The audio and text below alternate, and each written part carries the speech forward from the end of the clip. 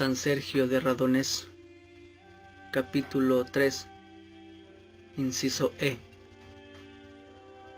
La Abadía de la Trinidad, Centro Nacional.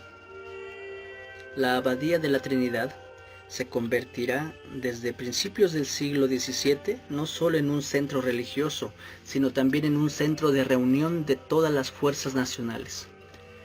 Ella sería durante todos los tiempos turbios la columna de fuego que guiaría al pueblo hacia la salvación, la que animará a los desfallecientes y ayudará poderosamente a la restauración del Estado, después de un periodo terrible de anarquía y de destrucción.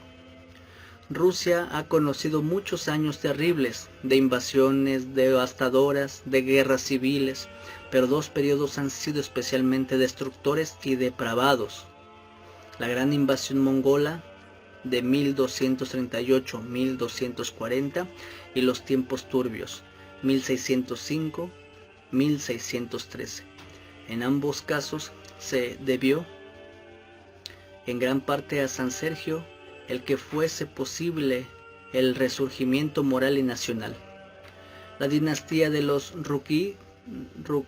Rurik, que había reinado sobre Rusia durante 7 siglos, se extinguió con el hijo de Iván el Terrible, Teodoro, en 1598. Un boyardo, Boris Godunov, hermano de la última zarina, fue elegido zar de toda Rusia.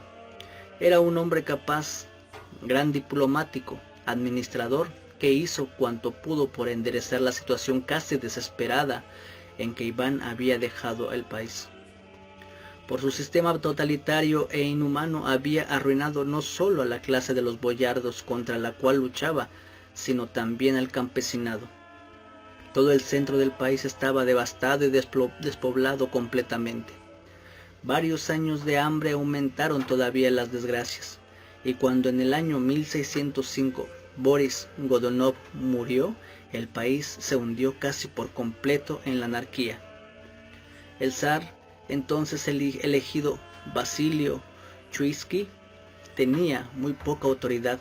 Se habían sublevado los impostores. Los polacos y un poco más adelante los suecos invadieron el país. En ese momento crítico, cuando podía creerse a Rusia irremediablemente perdida, la archiabadía de San Sergio salvó al país. El ejército polaco de Sapieha, que avanzaba contra Moscú, atacó el monasterio hacia el que había afluido no solamente la población de los alrededores, sino también los defensores del orden. El 23 de septiembre de 1608, la abadía estaba rodeada y el sitio, que debía durar 16 meses, daba comienzo. Un analista de mediados del siglo XVII, Simón Azariñé, dice en su crónica: cuando el estado moscovita se vio arruinado y las ciudades, las aldeas y las iglesias fueron destruidas por el fuego y la espada, y el país no esperaba ayuda de parte alguna, únicamente florecía la abadía de la Trinidad y del taumaturgo San Sergio, y nada le faltaba, por intercesión de la muy purísima Madre de Dios. El primer ataque general tuvo lugar el 30 de septiembre, y los polacos, a los que se habían agregado algunos elementos turbios, bombardearon la abadía, con ayuda de 73 cañones que no cesaron de disparar. El abad Josafat y sus ayudantes organizaron la vida de la abadía sitiada, y gracias a esa ayuda suya pudieron sus defensores resistir los numerosos ataques, que duraron 6 semanas. Todos los esfuerzos de los polacos resultaron vanos, pero el exceso de población dentro del recinto era tal que los monjes se veían apurados para alimentar a todos, cuidar a los heridos y enterrar a los muertos. Se declaró en la primavera una epidemia de escorbuto que redujo el número de los defensores de 2000 a 200. Los ataques se reanudaron en mayo de 1609 y duraron todo el verano. La abadía no fue liberada por el ejército del joven príncipe Skopinié Shuisky hasta fin del año, pero en 1610 le esperaba un nuevo papel. Los polacos habían asaltado y saqueado Moscú, y una oleada enorme de heridos y de moribundos se dirigían hacia el único lugar de Rusia donde esperaban encontrar ayuda y consuelo. El gran historiador de Rusia, Soloviev, describe en estos términos el papel del monasterio de la Trinidad. Cuando Moscú fue saqueado y los hombres de Sapienja pasaron a sangre y fuego todas las regiones circundantes, multitud de fugitivos se dirigieron hacia el monasterio de la Trinidad. Resultaba aterrador ver a aquellos hombres heridos, maltrechos, enfermos. Eran muchos los que iban a confesarse, a comulgar y a morir cerca de los muros de la abadía. Otros morían durante el camino. La abadía y las aldeas circundantes estaban llenas de heridos y de muertos. Entonces el abad Dionisio, que había sustituido en 1610 al abad Josafat, llamó al ecónomo Abraham Palitzin, al padre tesorero y a todos los hermanos, los servidores y los campesinos de las aldeas circundantes, y les suplicó que ayudasen en su aflicción a quienes venían buscando ayuda junto a San Sergio. El abad pagó la alimentación y todo lo que era preciso comprar, pero los hombres trabajaban gratuitamente. Se construyeron centenares de casas de madera, hospicios, hospitales. Los enviados de la abadía visitaban todos los alrededores y recogían a los heridos y a los muertos. Las mujeres de las aldeas cosían sin cesar, lavaban la ropa de los vivos y preparaban mortajas para los muertos. Así fue como los tesoreros amontonados en la abadía sirvieron durante aquel año terrible para aliviar los males y para salvar a los millares de enfermos y de heridos. El monasterio hacía el papel de la Cruz Roja, todavía inexistente. Él solo tenía la posibilidad de hacerlo y no dejó de cumplir su misión. Rusia carecía de poder legal desde 1610. El zar Basilio había sido destituido. Los polacos ocupaban la capital. El patriarca Hermógenes estaba preso.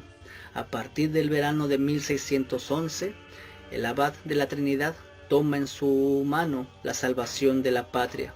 Lo mismo que el santo fundador había resuelto en 1380, la suerte de Rusia, bendiciendo al príncipe Dimitri. De la misma manera su abadía se puso 2 siglos más tarde a la cabeza del movimiento de liberación. Se instalaron en la celda del abad 10 copistas, entre los cuales figuraba el primer estenógrafo de su tiempo, Alejo Tikhonov. Se enviaron mensajes a todas las ciudades de Rusia, llamando a cuantos estaban en edad de defender el país para que se ensalcen y marchasen a liberar a Moscú y restaurasen el orden.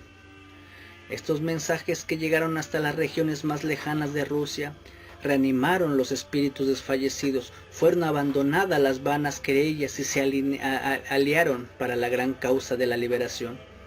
Uno de los mensajes de la abadía llegó hasta la ciudad de Nizhny Novgorod y produjo una profunda impresión.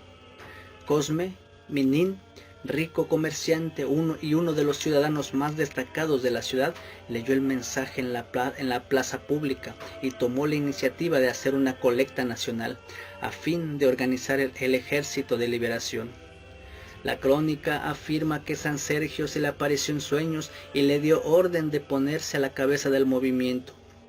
Minin reunió sumas enormes, invitó a un jefe militar conocido, al príncipe Pojatsky, y a finales de 1612 el ejército de liberación se apoderó de Moscú, expulsó al invasor y restableció el orden en el país.